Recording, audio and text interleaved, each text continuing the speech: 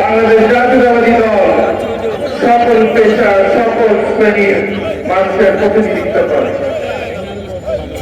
তার ফলশ্রুতিতে আপনারা দেখতে পাচ্ছেন গত জুলাই আগস্টের যে বিপ্লব ঘটেছে, যে আন্দোলন হয়েছে, সেখানে বিভিন্ন পেশার বিভিন্ন শ্রেণীর মধ্যে আমাদের রিক্সা ভ্যান চালকরা শহীদ হয়েছেন, রক্ত দিয়েছেন।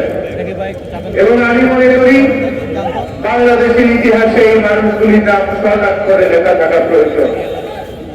প্রিয় নেতৃবৃন্দ, বিএনপির ভারপ্রাপ্ত চেয়ারম্যান জনাব তারেক রহমানের নির্দেশে আমরা বিএনপি পরিবার মাধ্যমে আমাদের এই ভাইগুলির পাশে আমাদের দল দাঁড়িয়েছে এবং তাদেরকে বিভিন্নভাবে সহযোগিতা করেছে। কিন্তু এই সহযোগিতায় কি যথেষ্ট? এই সহযোগিতায় যথেষ্ট না।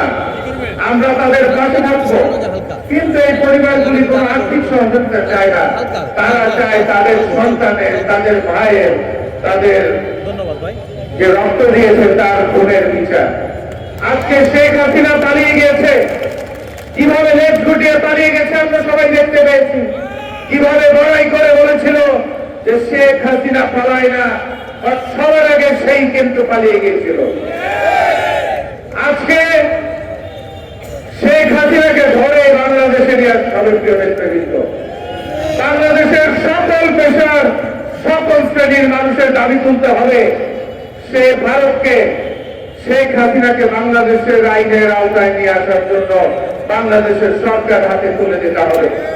তার পাশাপাশি আপনারা জানেন কি ধরনের অসহযোগ আন্দোলন হয়েছিল যাত্রাবাড়িতে। এই 97 জন শ্রমিক দলের আমাদের ভাইরা যারা রক্ত দিয়েছিল, তার মধ্যে 5 জনই ছিল আমাদের যাত্রাবাড়ি থেকে। আমি এই সরকারের কাছে দাবি করি যে আপনারা এই পুলিশ বাহিনীকে আরো তাদেরকে সোচ্চার করতে হবে।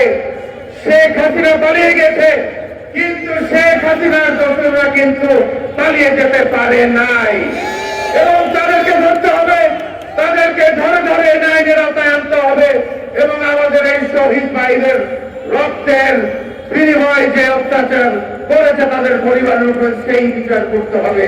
বক্তব্য আমি বাড়াবো না। আমি আমার সামনে যারা আমার মেহনতি ভাইরা বসে আছেন আপনাদেরকে বলতে চাই, আপনাদেরকে সোচ্চার থাকতে হবে। এই খুনি হাসিনা কয়দিন পরই দেখবেন বাংলাদেশকে একটি অস্থিতিশীল পরিস্থিতি তৈরি করার জন্য ফোন কল প্রকাশ করে। আমাদেরকে সুসংগঠিত থাকতে হবে, আমাদেরকে জাগ্রত থাকতে হবে, আমাদের দলকে সুসংগঠিত করে এই শেখ হাসিনার যত ষড়যন্ত্র হবে সেটি মোকাবেলা করতে হবে। প্রিয় বন্ধুরা, প্রিয় ভাইরা, আমি আমার বক্তব্য এখানে শেষ করছি। আল্লাহ হাফেজ।